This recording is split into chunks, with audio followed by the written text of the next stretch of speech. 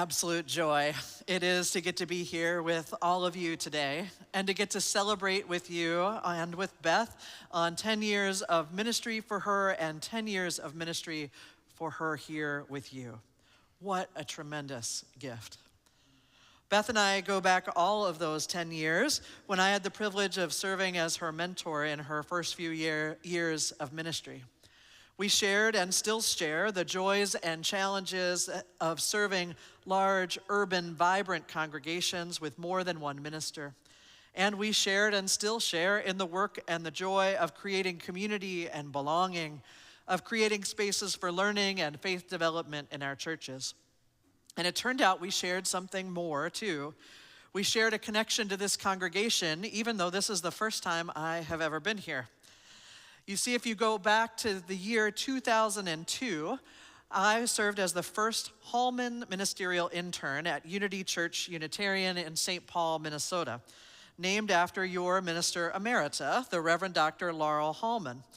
Now, I was benefiting from her ministry over 20 years ago, even though I had never met her.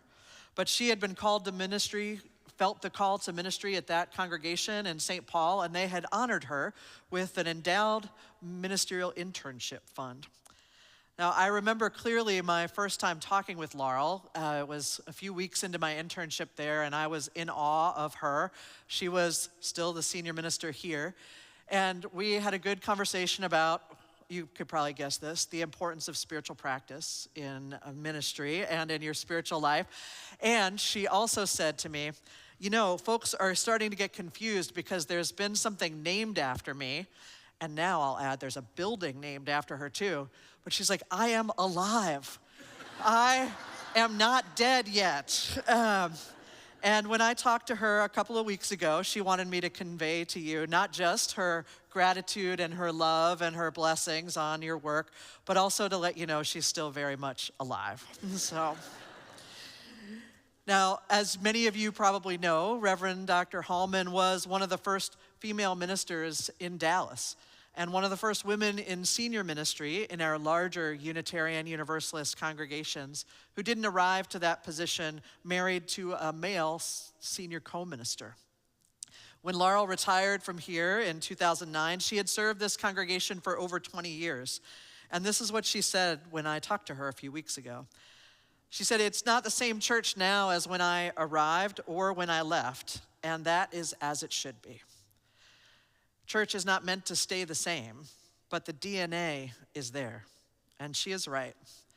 The DNA that led this congregation to call one of the first women to ministry in Dallas is the same congregation that ordained Beth into ministry here with you in 2015. The same congregation that with Beth and all of your efforts has built programs and ministries that support not just this congregation, but that reach out across the country to help ground newcomers and longtime church members in the heart of this faith, teaching us how to live out our faith alive in the world. Now, much has changed in the time that Beth has been with you here. 10 years ago, you and we were celebrating marriage equality with huge rainbow cakes and so much joy. Now the rainbow walkway that existed just a mile from here is pulled up. The times change, the politics and the risks change, but the purpose of the church, it does not change.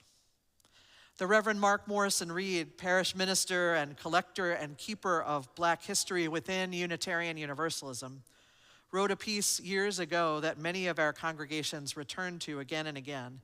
It's reading number 580 in the back of your hymnal if you ever want to find it when you need it. And in it, he says this: the central task of the religious community is to unveil the bonds that bind each to all. There is a connectedness, a relationship discovered amid the particulars of our own lives and the lives of others. Once felt, it inspires us to act for justice. It is the church that assures us that we are not struggling for justice on our own, but as members of a larger community. The religious community is essential, for alone our vision is too narrow to see all that must be seen, and our strength too limited to do all that must be done. Together our vision widens and our strength is renewed. I feel this in church. I feel it here in this church, in the congregation I serve in Minnesota, everywhere I travel. That together, when we gather in religious community, our vision widens and our strength is renewed. That it is in places just like this where we come to know the particularities of each other's lives. And we can feel here a connectedness that inspires us. A connectedness that inspires us to act for justice, that reminds us we are not, in fact, alone, that every part of us is welcome here in this world and in this place. That we are, in fact, a part of the largest company in all the world, the company of those who have known love and the company of those who have known sorrow. In the midst of a society that so often encourages us into isolation and greed, into self-centeredness and superiority, together here we are trying to find and make another way. Alistair MacIntyre, the Scottish-American philosopher, in his book, After Virtue, was describing what was the historical task of religious communities in an earlier era when they too were facing societal uncertainty and collapse. And he said the role of the religious communities then was this. What they set themselves to achieve, he said, was the construction of new forms of community within which a moral life could be sustained. In the midst of societal collapse and uncertainty, what they set themselves to achieve was the construction of new forms of community within which a moral life could be sustained. Sounds a lot like what we're up to here. Church has always been a place of aspiration and practice, a place where we can see each other's faces and hear one another's voices, learn each other's stories. Church has always been a place where we can practice beloved community. Beloved community, which means a community, a place that is free of racism and poverty and violence, that is grounded in experiences of unconditional love that cannot help but transform us as individuals and collectively. Beloved community that can lead us into a world and a life of mutual thriving for each and all of us. Communities in which a moral life can be sustained. The question before us today and every day is not what church is for, but how church might meet this moment that we are in. What does it mean today to know our interdependence as fundamental to our very being? What does it mean for our vision to widen and our strength to be renewed, to construct new forms of community in which a moral life can be sustained now, in this moment? I've been finding that I need everything I've told you so far, and I need something even more in these days. I have been finding myself in need of hope, in need of a gritty and tenacious kind of hope. Hope that defies reason or logic, hope that we have to hold together. I need the kind of hope that Cornel West has described as the tragic hope that so many Black communities know. A hope, he says, that knows fully what history has been, what the failures have been, but also what the successes have been, and thus what remains possible still. I need the kind of hope, the feminist ethic of risk that theologian Sharon Welch describes as the decision to care and to act, although there are no guarantees of success. I need a kind of hope that helps me believe that the seeds of justice and love that were planted yesterday, that we plant today, that will be planted tomorrow, can still bloom, if only we can weep and wonder and keep on gently and fiercely nudging them toward life. We are inheritors of church, inheritors of this church, inheritors of the church writ large with all of its fumbles and focus and harm and healing over the centuries and millennia.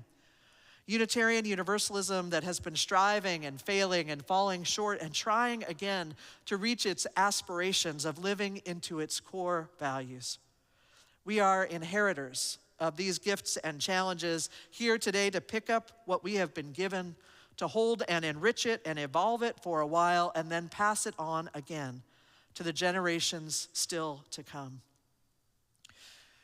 I can hear the ancestors, their voices speaking in the language that we are using today. I hear our ancestors when we say in places like this, in communities like this, When we all share what we have, we can all have what we need. This is, in fact, a statement of faith. When we all share what we have, we can all have what we need. This is a foundation on which a new form of community in which a moral life can be sustained can live. When we say each and every being, whole and holy and worthy, welcome and wanted, all with room to grow. This is the foundation on which we are building communities in which a moral life can be sustained. When we say here that we want to live into the kind of universalism that Dr. Mark Hicks describes as a love so powerful, it will not let us go, will not let us down, and will not let us off the hook. We are building on the kind of foundation that will allow us to build communities in which a moral life can be sustained. When we say to one another in times of tenderness, in times of despair, in times when we are in need of strength, you are not alone. We are holding it together. We are building on the voices of our ancestors. We are building communities in which a moral life can, in fact, be sustained. So what are we to be in the moment like this? What can church do in the face of what has become so much fear and uncertainty in this moment? We can see each other's faces. We can hear each other's voices. We can learn each other's stories. We can be in each other's presence. We can become each other's business. And our sense of who we are must be ever expanding. This moment we're in, I have become less interested in arguing over what we can call it. So you can call it fascism, you can call it autocracy, you can call it the erosion of basic human rights here in America, whatever name you want to give it. The situation we are in is built on lies. It's built on lies that are so much easier to believe when we aren't in community with one another. Lies about who we are and who's responsible for the problems we are facing together. Lies about what power is and who has it. Lies about human nature and our neighbors. And when we come here, we come into a place where we can see each other's faces and hear each other's voices and know each other's stories. And when we do that, it is so much harder to believe those lies.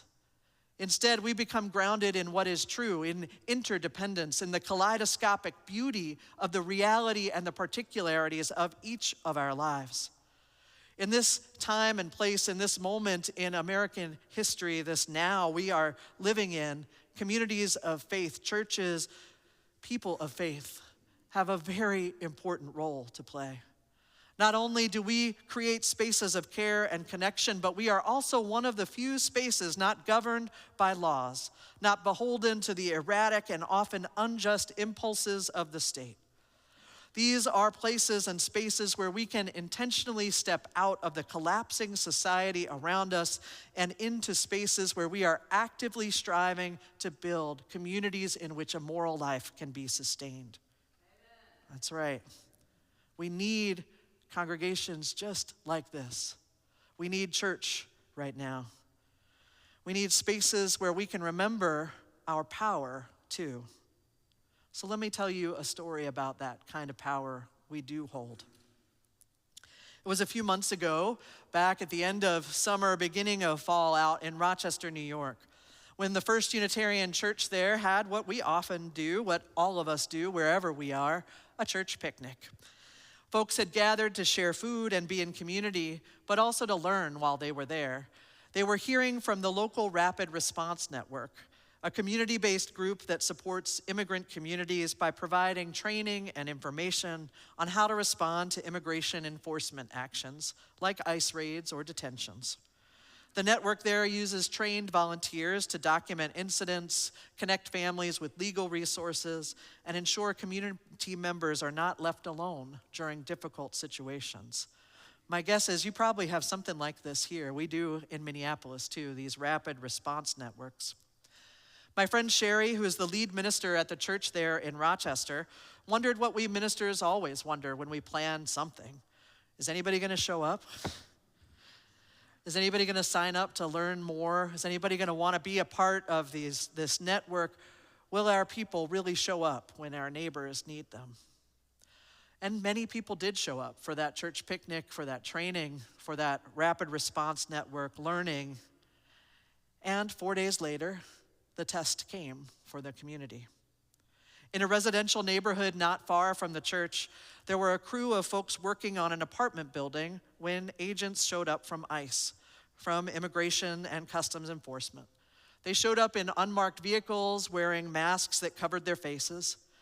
One of the men who was working on the apartment building was snatched up off the street. He had been living here in the U.S. legally for 25 years. The other two folks who were working on that apartment building were up on the roof at the time, and when they saw their friend and coworker kidnapped off the street, they pulled the ladder up on the roof. Someone in the neighborhood called the Rochester Rapid Response Team and activated that group. Within 30 minutes, there were about 70 people there, including 3 Unitarian Universalist ministers and a dozen or more congregants, along with other activists from the community. With the ICE agents still circling the building, the number of folks on the ground began to grow, and soon there were more than 200 people there. They were shouting up to their neighbors in Spanish, "Stay strong, our brothers. We know it's hard up there. We will be down here for you." The men on the roof started to weep, and then a ladder went up just long enough for an attorney to join them. Soon, this became a public spectacle, and ICE agreed to leave. The men came down from the roof and were quickly whisked away by the activists and the rapid response team. We have to remember what power we have. Now, you could say that it's only 2 people that weren't detained that day, but we all know that 2 people means 2 families. 2 people, 2 families not going through the hell of detention and separation, all because a handful and then dozens and then hundreds of people showed up for their neighbors, many of them inspired and trained and brought into relationship at a church picnic just 4 days earlier. Now, I really, really wanted to call this sermon, "How Church Picnics Can End Fascism."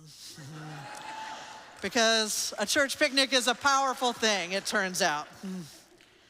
And like I said before, you can call it whatever you want, this moment we're in. You can call it fascism, you can call it autocracy, you can call it the erosion of basic human rights. Whatever name you give it, what is happening today in America is built on lies that are easier to believe when we aren't in community with each other, when we don't see each other's faces, when we don't hear each other's voices, when we don't know each other's stories, when the horror we hear about is news and not neighbors.